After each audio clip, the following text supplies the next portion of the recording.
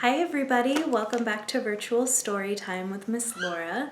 This week we're doing things a little bit differently. Patagonia Library has partnered with Borderlands Restoration Network, which is a local ecological restoration company here in Patagonia, Arizona, to in honor of Bat Appreciation Day, which is this Friday, April 17th, 2020. I'm going to be doing 2 bat story times this week. They're very misunderstood creatures, especially in this time of coronavirus, and I'm hoping that maybe you'll develop an appreciation for them too along the way. I kind of liked how I did the last story time of starting with a song, so I'm going to do that right now. The song that I'm singing is called The Moon Song, and it's really beautiful. If you've never heard it, I hope that you really enjoy this rendition. It's written by Karen O from the Yeah Yeah Yeahs and Spike Jones. I'm lying on the moon, my dear, I'll be there soon.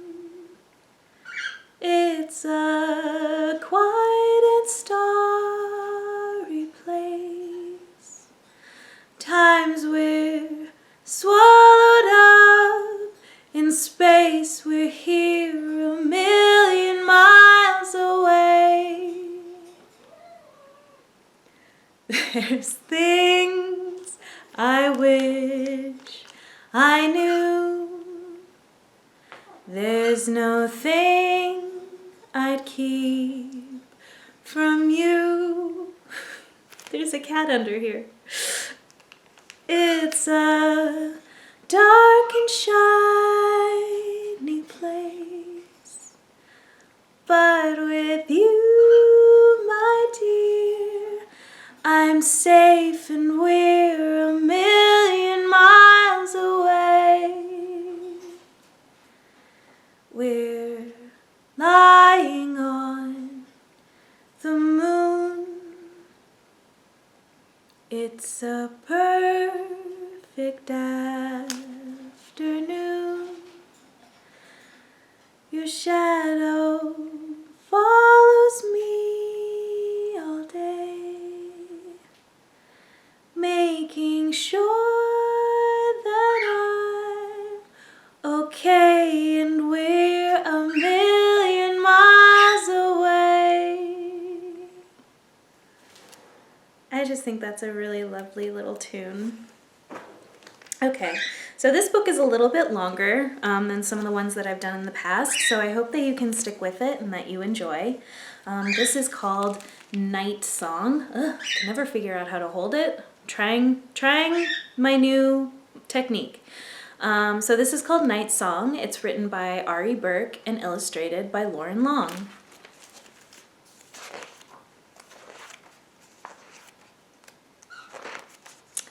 The sun had set, and the shadows clinging to the walls of the cave began to wake and whisper. "Cheero, little wing," the bat mother said to her child. "Tonight you must fly out into the world, and I will wait here for you." Can you see?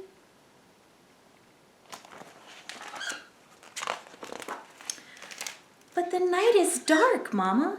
Darker than the moth's dark eyes. Darker even than the water before dawn," the little bat exclaimed, twitching his ears this way and that. "I know," whispered his mother. "And when it is that dark outside, I cannot always see," Cheero admitted, stretching his wings. "There are other ways to see," she told him, "other ways to help you make your way in the world." "How?" "Use your good sense." "What is sense?" the little bat asked. I love him. He's so cute, little Cheero.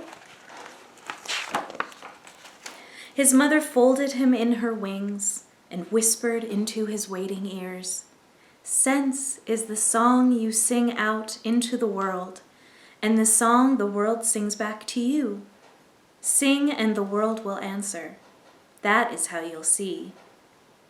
Now fly from our cave to the pond where we bats like best to eat. Have your breakfast, then fly home, but do not go farther than the pond, not unless your song is sure. And then she let him go.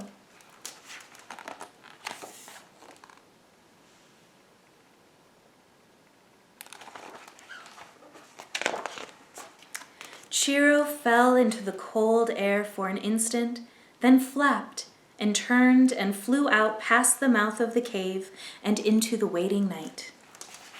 And there he is. Look at how dark it is.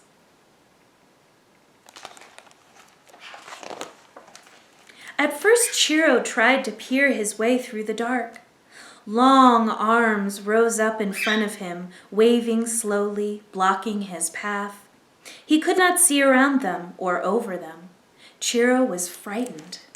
Ooh, you might not be able to see this page because of the glare, but look at those creepy trees. I would be scared too if I was a little bat trying to fly around at night. But he remembered his mother's bright words. Use your good sense. Chiro began to sing, softly at first. There he is, singing. But then more surely. His song flew ahead of him, and soon he could hear something singing back. Tall trees called out to him, chanted the lengths of their long branches and the girths of their rough trunks. Gleefully he flew through the woods, past pines, over maples, and away.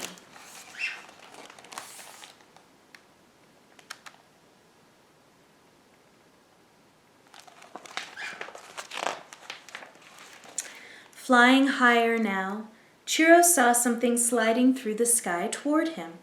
So out went his song, and where danger once threatened, now Chiro saw only a flock of friends flying above him on their evening errands. Look at those beautiful geese. They're Canadian geese. And there's little Chiro singing a song. As he flew farther, Chiro heard strange sounds, lines of noise, 1,000 voices buzzing from one end of the sky to the other. For just a moment, Chiro didn't know what to do or which way to go. But he followed his own song. In the sky behind him flowed a river of whispers fading away. The pond was just ahead.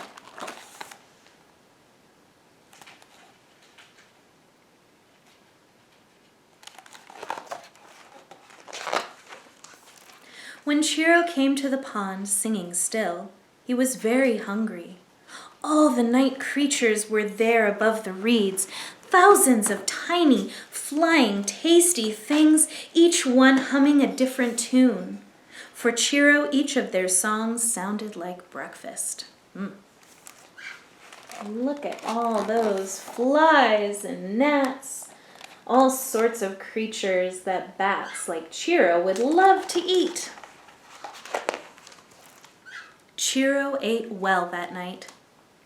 When he was full, he stretched his wings again and thought about flying home. But he began to wonder, just a little, what lay beyond the pond? What lay beyond his mother's words? Sounds like he's gonna have an adventure. There he is, looking longingly past the pond. What lies beyond the pond? So Chiro flew a bit farther, and the familiar fell away from him, out to the margins of the world. Then he was truly on his own. Look at the face of wonder. He's really cute. He flew fast toward a high dune, each grain of sand calling out in chorus as he passed. Chiro flapped up and over the top of the dune and out over the strand, singing louder than he ever sang before. Wow, look at him flying there above the ocean. He's never seen the ocean before. Maybe some of you haven't either. Out went his song over dark water, then, again and again, each wave on the ocean rising up to greet him, each splash of sea foam becoming kin to him. The sky began to change, grow light, and cast long shadows over the shore. With the morning came memory, his mother's voice, her warm wings. Chiro knew it was time to go home. I mean, it was probably time to go home quite a while ago, but sometimes you just need a little adventure. Flying higher than he'd ever flown, Chiro began to sing, listening, listening. The music of the land rose up in all of its many textures.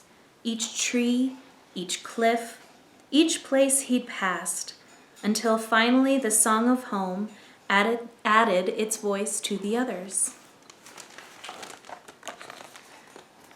So you see, sometimes Miss Laura messes up when she reads, and that's totally okay. I just want to remind you that if any of you out there are learning how to read, it's okay to make some mistakes. You're gonna make mistakes. Even adults do.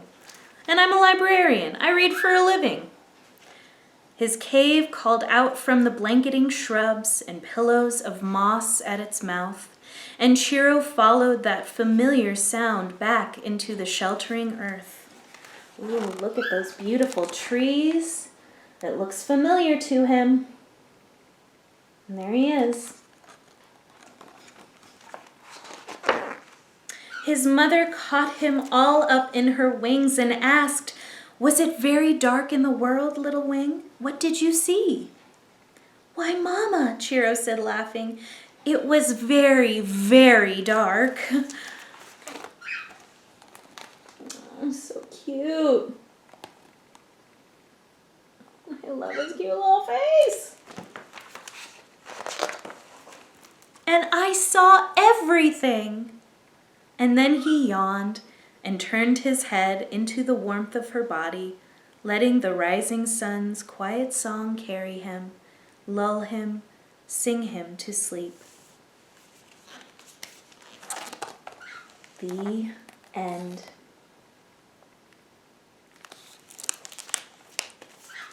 I hope you enjoyed that story. Join us again on Friday for Stella Luna. It's a perennial favorite.